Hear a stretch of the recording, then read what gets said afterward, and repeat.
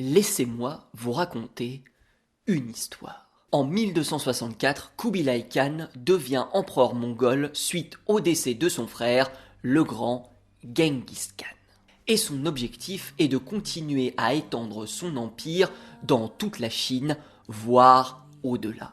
Cet au-delà, il s'agit surtout d'une île inaccessible à l'est que Marco Polo nommera quelques années plus tard Cipango, le Japon.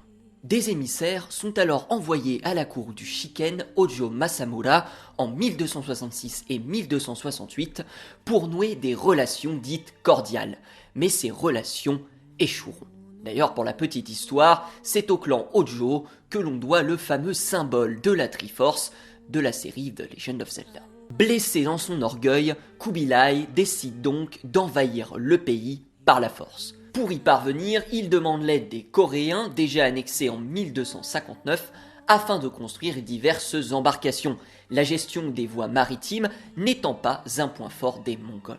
Cela entraîne une révolution dans le pays qui vient aux oreilles du nouveau Shiken du Japon, Tokimone Hojo, qui se prépare à la guerre. Et après 5 ans de préparation, en octobre 1274, les Mongols sont prêts. So Sukekuni, le gouverneur de sa province, en est informé et rallie 80 samouraïs qu'il conduit sur la plage de Komoda afin de défendre leur royaume, leur terre, leur île, l'île de Tsushima.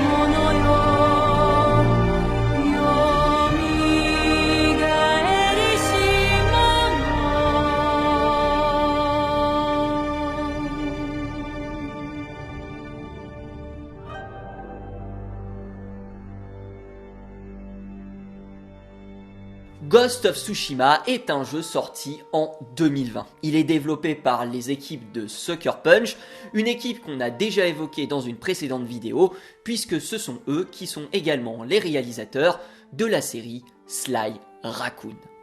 Dans Ghost of Tsushima, vous incarnez Jin Sakai, un samouraï laissé pour mort sur la plage de Komoda. Celui-ci a pour mission de sauver le frère de la personne qui l'a recueilli et qui est détenu aux mains des Mongols, personnifié par le cousin de Kubilai Khan, Khotun Khan. Mais il y a un problème. Le cousin de Kubilai Khan n'existe pas. Les développeurs l'ont complètement inventé, ont décidé de réinterpréter l'histoire. Ils ne sont clairement pas les premiers à le faire, d'autres avant eux l'ont déjà fait, de partir d'un postulat historique et d'en dériver pour raconter sa propre histoire. La série Assassin's Creed a parfaitement compris ce point puisque l'intégralité de ses volets se déroule dans des contextes historiques très précis, comme par exemple c'est le cas du premier volet qui se déroule entre juillet et septembre 1190 lors de la troisième croisade. Ce décor ne les a pas empêchés par la suite de constituer leur propre histoire à base de reliques mystérieuses et de voyages dans le temps. Se détourner de la réalité, voilà un concept bien intéressant. C'est en grande partie sur ce détournement que fonctionne la série Uncharted. Dans le tout premier épisode de la série Uncharted, Nathan Drake et Victor Sullivan sont à la recherche d'El Dorado, la fameuse cité d'or perdue d'Amérique du Sud, recherchée par les conquistadores, notamment basée sur les récits de l'explorateur Francisco de Orellana. Cette mystérieuse cité, personne n'est jamais parvenu à la trouver. On a fait des recherches au XVIe siècle, on a fait des recherches au XVIIe siècle, on a même fait des recherches au XIXe siècle. Personne n'est parvenu à trouver El Dorado. Pour la simple et bonne raison qu'El Dorado n'existe pas.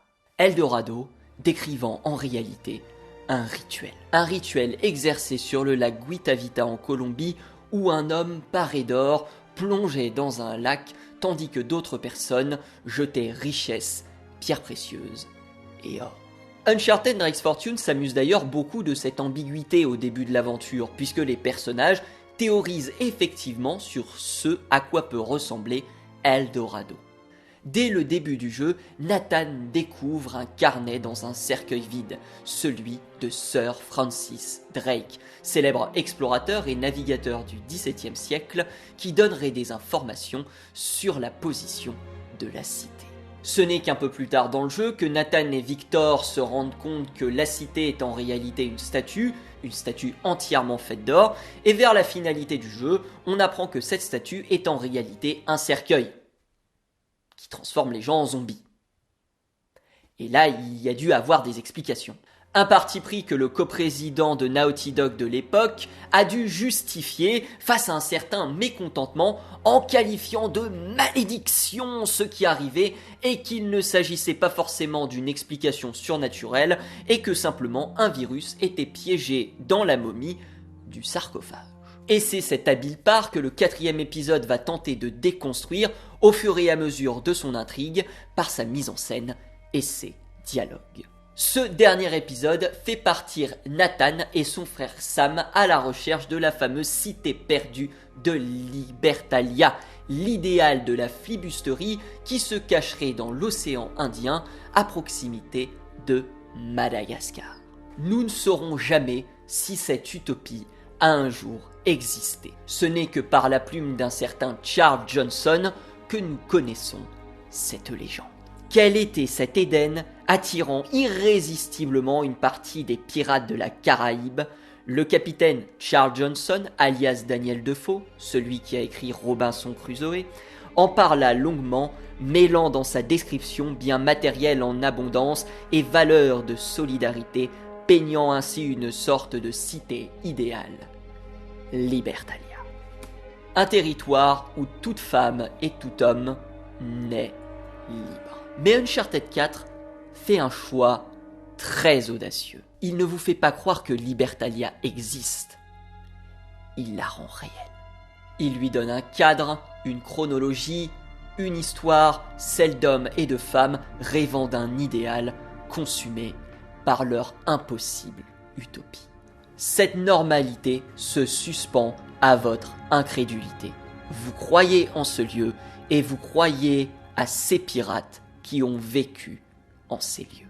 Cette suspension consentie de l'incrédulité, j'avais eu l'occasion d'en discuter avec le narrative designer Anthony Jono à propos de la représentation du Moyen-Âge dans le jeu vidéo A Plague Tale Innocence. Car le Moyen-Âge est, contrairement à ce que l'on pense, bien différent de ce que l'on croit. C'est la Renaissance italienne qui apportera cette vision peu reluisante et sombre de la période qui est le Moyen-Âge. Ni une période forcément sanglante, ni une période où les gens ne connaissent pas l'hygiène, ni d'ailleurs une période où l'on croit que la Terre est plate. Et alors que les développeurs imaginaient dans quel contexte allait se produire le jeu, ils ont décidé de faire fi de la représentation historique pour une représentation bien plus imagée de celle du Moyen-Âge. Au Moyen-Âge, où quand se passe Plague Tale, par exemple, les gens n'ont pas les moyens d'avoir des fenêtres en verre. C'est-à-dire, le verre existe, mais il n'est pas de très bonne qualité, on peut pas en faire beaucoup, il y a des gros maillages en métal pour faire tenir tout ça. Et du coup, les gens n'ont pas de fenêtres chez eux, n'ont pas de fenêtres avec du verre. Ils ont des petits trous dans les murs pour aérer, mais ils n'ont pas de lumière chez eux. Mais c'est pas grave, c'est comme ça, ils vivent comme ça. Mais si aujourd'hui, on montre un bâtiment médiéval sans fenêtre, les gens qui vont jouer au jeu vont se dire mais qu'est-ce que c'est que ce truc en fait, c'est quoi, c'est une tour, ils comprendront pas que c'est un bâtiment, enfin ils ont du mal à comprendre que c'est un bâtiment parce que les bâtiments ça a une porte et une fenêtre quoi. Cet exemple, il faut vraiment l'appliquer à tous les éléments du jeu, c'est-à-dire en fait oui, les vêtements ressemblaient pas vraiment à ça, et puis en fait les bottes n'existaient pas à l'époque, et puis en fait une masse d'armes par exemple, qui est une arme qu'on voit beaucoup dans les œuvres qui se passent au Moyen-Âge, ça n'était pas utilisé comme une arme d'attaque parce que c'est ultra pas pratique en fait, c'est très lourd et Ça fait pas beaucoup, enfin, ça fait pas beaucoup de dégâts. C'est très compliqué, ça tape un peu n'importe où. Mais ça a l'air tellement cool qu'on le garde, quoi. Donc c'est important pour nous c'est très important, je pense, pour les gens qui décident de faire des œuvres culturelles dans des contextes historiques ou géographiques spécifiques, de bien penser à non pas au réalisme, mais à la cohérence. Quand on a commencé à bosser sur Plague, il y a plein de choses qu'on a commencé à se documenter. On se demandait à quoi ressemblaient les villes, comment les gens vivaient, à quoi ressemblait l'intérieur des maisons, par exemple. Une question qui est toute bête, c'est à quoi ressemble comment est-ce que les gens cuisinent au Moyen-Âge? Est-ce qu'ils ont une bassine? Parce qu'il n'y a pas d'eau et pas d'eau courante, il n'y a pas un robinet dans la cuisine. Et c'est des questions que les narrative designers doivent se poser. Parce des fois on va venir les voir en leur disant dis donc j'ai ce décor à faire et oulala je sais pas à quoi ça ressemble. Et en fait très vite t'es obligé de te dire tant pis ce sera pas la vérité en fait parce que je peux pas le faire, ça rentrera pas dans c'est trop compliqué quoi. C'est juste trop compliqué, on n'a pas les moyens et puis les joueurs et les joueuses vont juste être là en mode mais qu'est-ce qui se passe, où sont ces personnages, que se passe-t-il?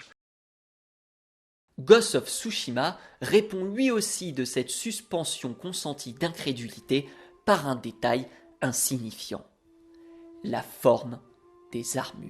Les armures choisies pour représenter les samouraïs dans le jeu viennent davantage du XVIe voire du XVIIIe siècle, périodes les plus représentées dans la conscience collective lorsque l'on fait appel à tout l'imaginaire des samouraïs. Celles du XIIIe siècle étant différentes, les développeurs ont décidé d'effectuer cet écart pour des soucis de représentation, comme nous le dit le co-créateur du studio Sucker Punch, Chris Zimmerman. Si vous avez une idée de ce à quoi ressemble un samouraï, de la façon dont il agit ou pense, nous allons vous la représenter.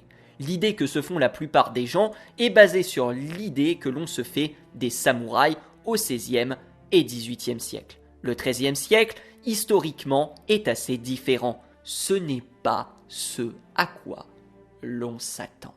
Toutes ces décisions sont pesées, analysées pour éviter les erreurs involontaires.